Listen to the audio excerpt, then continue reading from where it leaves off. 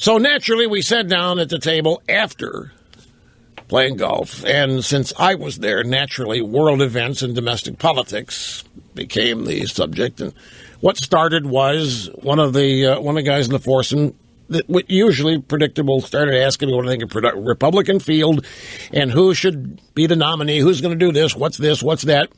Discussion next to what kind of economic policies the Republican Party needs to offer in order to win. And in domestic policies, what the Republican Party needs to do in order to win and succeed.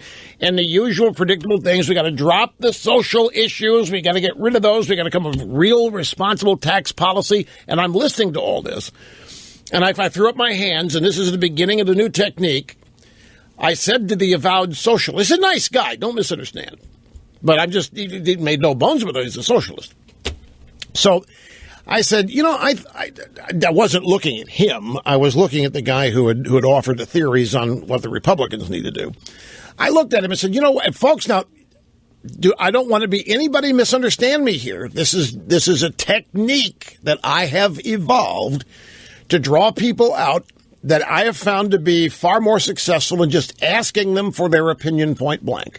And that is to say something that I may believe or may not believe.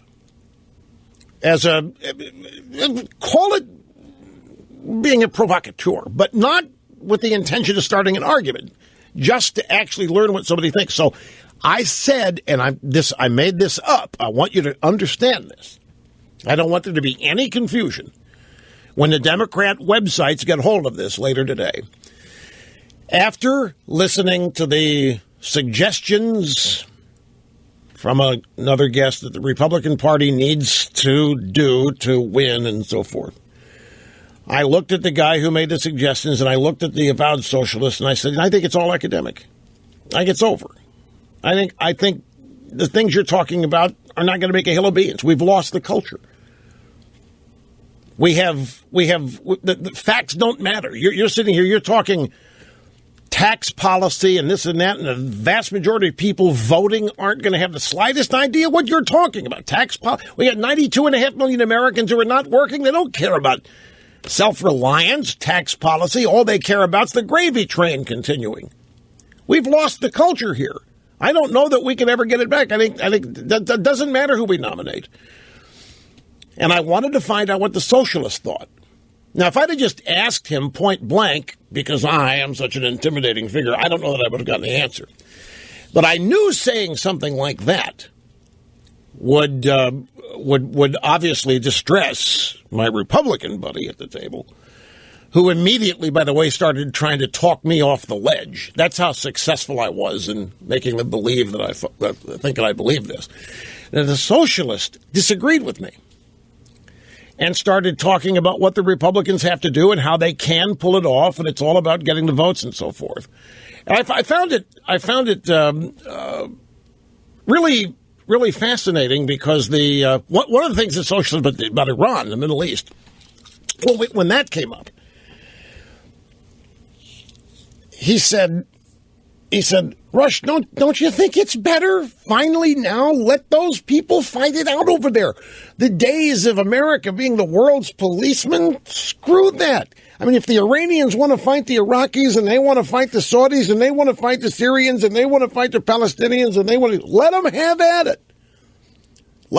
This is the avowed socialist saying this. Don't you think this is a brilliant Obama foreign policy? To finally just, pick a side other than Israel and stir the region up and just have them all fight amongst themselves and let it shake out from whatever happens. And I said, I heard that opinion the other day. And I thought, where did I hear this? I said, oh, yeah, that's exactly what Bill Maher thinks. That's exactly what a bunch of Hollywood leftists think. And he said, well, I'm right at home. I'm an avowed socialist.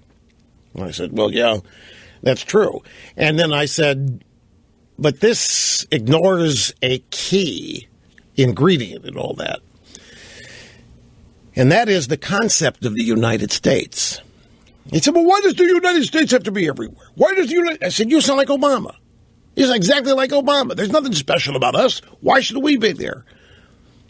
I said, there's one nation in the history of Earth that has stood for freedom and liberty, and it's us. And if we are not that beacon and outpost to every nation, we're cease going to being that for ourselves at some point. I said, also absent this idea, just letting them fight it out over there, is the concept of good guys and bad guys. And what really bothers me, you've heard this before, but I'm just setting the table here.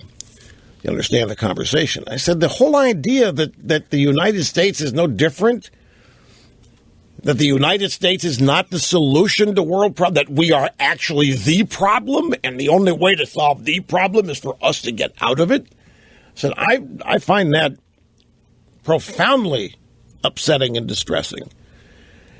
There are good guys and bad guys in this conflict, just like there are in every conflict. And our history is that we have always sided with the good guys with the confident knowledge that we are the good guys.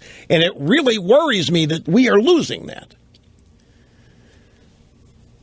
Particularly when it comes to the importance of domestic policy, foreign policy in the Middle East.